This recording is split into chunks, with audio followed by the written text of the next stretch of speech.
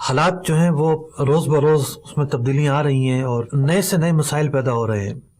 ایک بہت ہی اہم جو مسئلہ ہے جو آج کل درپیش ہے وہ رجحانات کے تعلق سے ہے، لوگوں کے رویوں کے تعلق سے ہے، لوگوں کے مزاج کے تعلق سے ہے۔ اب کراچی میں تو یہ معاملہ ایک دو دن سے چل رہا ہے کہ ہم بعض اوقات تاجروں کو برا بھلا کہہ رہے ہوتے ہیں کہ جناب مہنگائی کرتے ہیں، جناب چیزیں کم ہو جاتی ہیں، بلیک کر دیتے ہیں، لیکن بحیثیت گاہک، بحیثیت کنزیومر ہمیں بھی سوچنا چاہیے کہ ہمارا اپنا اس پورے معاملے میں کتنا حصہ ہوتا ہے۔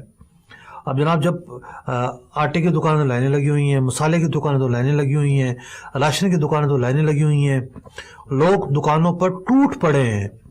جب ٹوٹ پڑے ہیں، جب کسی بھی چیز کی جو ہے وہ طلب بڑھ جاتی ہے، لا محالہ وہ چیز مہنگی ہو جاتی ہے۔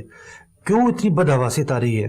جب حکومت نے واضح طور پر اعلان کر دیا ہے راشن کی دکانیں بند نہیں ہوں گی، آج بھی جڑیا بازار بند نہیں تھی، کپڑا مارکیٹ بند تھی، شاپنگ مالز بند تھے، کئی جو ہے وہ مارکیٹیں بند تھیں، لیکن جڑیا بازار کھلا ہوا تھا۔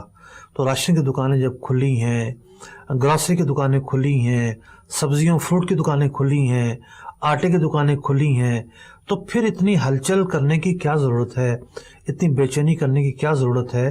تھوڑا سا ریلیکس رہیے۔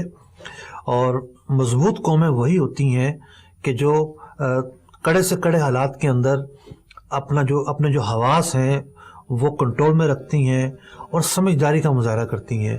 ہر شخص جناب اپنے گھر کو راشن ڈپو بنانا شروع کر دے گا، چیزوں کی قیمت تو آسمان پہ پہنچ جائے گی۔ تو ایسا مت کیجیے اور اس حوالے سے اطمینان کا مظاہرہ کیجیے۔